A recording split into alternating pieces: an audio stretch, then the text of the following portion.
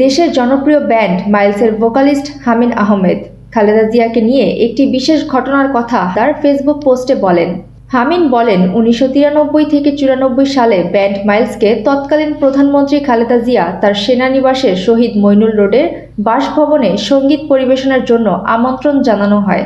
তখন মাইলসের সদস্য ছিলাম আমি, সাফিন, মানান এবং সম্ভবত মাহবুব।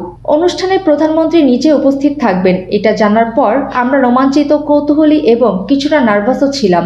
সেদিনই প্রথমবার খালেদা জিয়াকে সামনাসামনি দেখার সুযোগ হয় আমার। তিনি ছিলেন অভিজাত, ব্যক্তিত্বপূর্ণ ও মার্জিত। স্বাভাবিকভাবেই জিয়া পরিবারের বন্ধু ও আত্মীয়রা আমাদের কাছাকাছি কোথাও দুপুরের খাবারের জন্য নিয়ে যেতে চাইলেন, কিন্তু সবাইকে অবাক করে দিয়ে বেগম খালেদা জিয়া বললেন, না, ওরা এই বাড়িতেই খাবে, আমরা যা খাই ওরাও তাই খাবে। সেদিন মাইলস সদস্যদের অবাক করে তৎকালীন প্রধানমন্ত্রীর আতিথেয়তা। দেশের প্রধানমন্ত্রী হয়েও তিনি ছিলেন কতটা মানবিক, কতটা বিনয়ী ও সম্মানবোধ সম্পন্ন। বাংলাদেশের প্রখ্যাত নজরুল সঙ্গীত শিল্পী ফিরোজা বেগম ২০১৪ সালের ৯ সেপ্টেম্বর মারা যান। মৃত্যুর পর তাকে রাষ্ট্রীয় মর্যাদা দেওয়া হয়নি। তৎকালীন প্রধানমন্ত্রী কেবল গণমাধ্যমকে একটি বার্তা পাঠিয়ে দায়িত্ব শেষ করেছিলেন।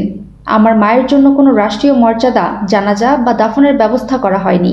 কিন্তু একজন মানুষ এক মুহূর্তও দেরি করেননি। অসুস্থতা ও শারীরিক কষ্ট সত্ত্বেও তিনি আমার মায়ের কালিন্দির বাসায় এসে হাজির হয়েছিলেন, ক্ষোভ প্রকাশ করেছিলেন। তিনি ছিলেন বেগম খালেদা জিয়া।